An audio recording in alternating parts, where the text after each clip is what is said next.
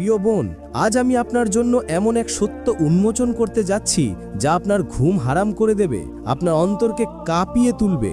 আপনি কি প্রস্তুত সেই ভয়াবহ দিনের চিত্র দেখতে, যখন আপনারই সৌন্দর্য, আপনারই অবাধ্যতা আপনাকে টেনে নিয়ে যাবে এমন এক আগুনের গহ্বরে, যেখানে আপনার কোমল ত্বক ঝলসে যাবে, চুল দিয়ে উল্টো করে ঝুলিয়ে রাখা হবে, আর আপনার আর্তনাদ শোনার মতো কেউ থাকবে না? প্রিয় বোনেরা, রাসূলুল্লাহ সাল্লাল্লাহু আলাইহি ওয়াসাল্লাম বলে গেছেন, আমি জাহান্নামের অধিবাসীদের মধ্যে নারীদেরই দেখেছি সংখ্যায় অধিক। আসুন আজ আমরা জেনে নেই কোন কোন পাপের জন্য আপনার অপেক্ষা করছে সেই নির্মম পরিণতি। এই আলোচনা কোনো আনন্দ বা ভয়ের সঞ্চার করার জন্য নয়, বরং এটি আমাদের বিবেককে জাগ্রত করার জন্য, যাতে আমরা দুনিয়ার জীবনে নিজেদের পাপ থেকে বিরত থেকে আল্লাহর নির্দেশিত পথে চলতে পারি। জাহান্নাম এটি এমন এক স্থান যেখানে আগুন, অন্ধকার এবং সীমাহীন যন্ত্রণা ছাড়া আর কিছুই নেই। এর গভীরতা এতটাই বেশি যে একটি পাথর নিক্ষেপ করলে তা হাজার বছর ধরে নিচে পড়তে থাকে। এর উত্তাপ এতটাই তীব্র যে দুনিয়ার আগুন তার সামনে কিছুই নয়। আর সেখানে নারীদের জন্য তাদের দুনিয়ার কৃতপাপের কারণে বিশেষ কিছু আযাব নির্ধারিত রয়েছে, যা অত্যন্ত ভয়াবহ ও নির্মম। প্রথম অধ্যায়, ঈমান ও তাওহীদ সম্পর্কিত পাপ।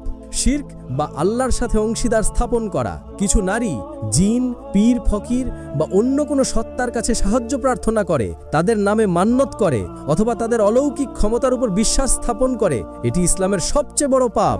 এই পাপের জন্য নারীদের সরাসরি জাহান্নামের সর্বনিম্ন স্তরে নিক্ষেপ করা হবে, যেখানে আযাব হবে সর্বাধিক তীব্র।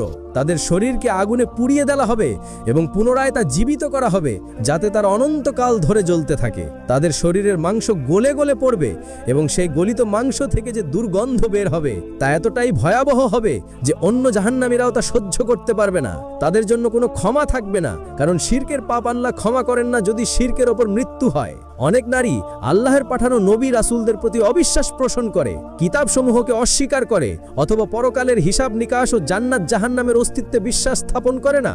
এই অবিশ্বাসের জন্য তাদের শরীরকে আগুনে পুড়িয়ে কয়লা করে দেওয়া হবে, তাদের জিহ্বা ও চোখকে গলিয়ে দেওয়া হবে, যাতে তারা নিজেদের কৃতকর্মের পরিণাম উপলব্ধি করতে পারে। তাদের হৃদয়ে যে অবিশ্বাস ছিল, সেই অবিশ্বাসই তাদের জন্যই আগুনের কারণ হবে। তাদের মাথার খুলি থেকে মস্তিষ্ক গলে পড়বে এবং সেই গলিত মগজ তাদের মুখমণ্ডল বেয়ে নিচে নেমে আসবে।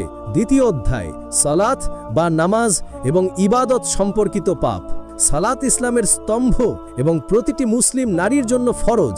সালাত ত্যাগের বা তাতে উদাসীনতার জন্য রয়েছে কঠিন শাস্তি। যে নারী সালাত আদায় করে না অথবা সময় মতো আদায় করতে অবহেলা করে, তার জন্য জাহান্নামে এক বিশেষ উপত্যকা রয়েছে, যাকে ওয়াইল বলা হয়। এই উপত্যকা এতটাই গভীর যে এর তলদেশে পৌঁছাতে হাজার